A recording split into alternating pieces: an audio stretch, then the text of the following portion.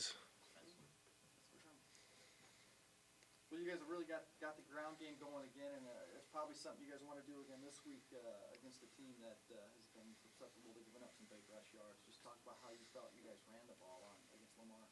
Yeah, we were pretty confident going into it, looking at their D-line matched up with our O-line. As they said all week, and we also agree that we were a lot bigger than them, size-wise, and physicality was in our favor as well. But going into the week, we knew we were going to pound the ball, and O-line, we showed up and just did our job and put our heads down and got the rock moving. And also Marcus and Trevor running extremely hard.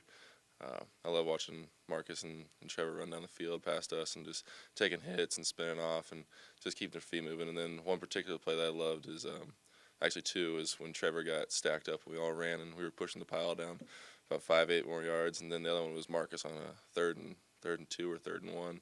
And he got hit the line of scrimmage, dropped, and put his hand down and kept going.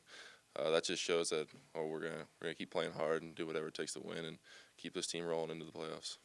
Looked like your guys' ability to get that run game going made you some friends out there.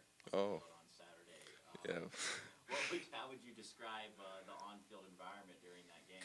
I loved it. I mean, that's one thing I love about football is not a lot of people we're lucky to come out here every Saturday and just unleash your anger and what you got going on, and that's part of the game, and they know it too. And when you come to play in the playoffs, I mean, everybody's trying to win no matter what. Emotions get a little hot, and Coach Farley was yelling at me there a little bit. He's got so worked up, I don't know if he forgot my name, but he was just calling by my number, and I was pretending I couldn't hear him, but I definitely could hear him. He's like 5 yards onto the field, but I know when to turn it on and turn it off, play through the echo of the whistle, and that's what I've been taught from high school. So that's the mentality I play with, is just through the whistle.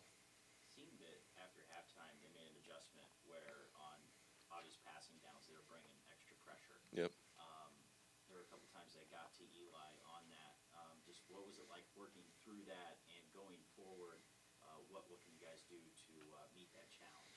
Yeah, we coming in the week, we were watching film, and Lamar used a lot of confusion or pressure to rile teams up, and that's what we saw through their season.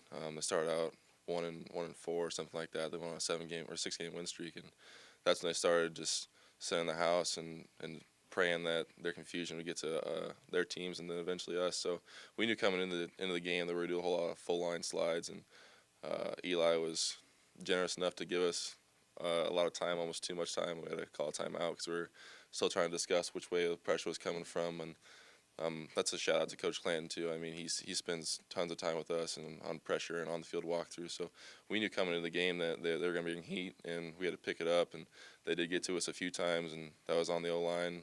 Our communication wasn't the greatest. Even when Eli had that tip ball, it was an interception. I got the wrong call or just thought of the wrong call, and that's what happened. But definitely I'm glad we came out with a win. Bring a lot of pressure, but we were lucky enough to pick it up and keep playing. What do you guys got to do better this week, to have success against DC? Communication is definitely key.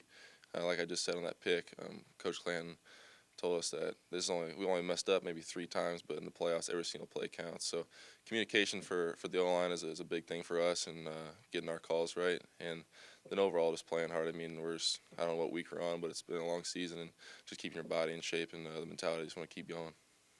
Is it exciting to be playing, into the final? You're into the final 16. Oh yeah, for sure. Coach Farley always says you're one of those last week. You're one of 32 teams practicing today, and we're one of 16 teams still standing here today talking. So definitely lucky to be in the playoffs, and last weekend was my first playoff game, and it was a great experience, and definitely want to keep this year rolling. As a team, do you feel you guys can play much better than what you did this past week? Oh yeah, for sure. A lot of area improvement still on late in the season. Just overall schemes and getting your job done, and assignments on the O-line is a big part for us right now. We're doing our job, but it's like just a little thing, like just missing one block or your footwork. So it comes down to the fundamentals and doing your stuff day in and day out. Have you seen Davis film yet?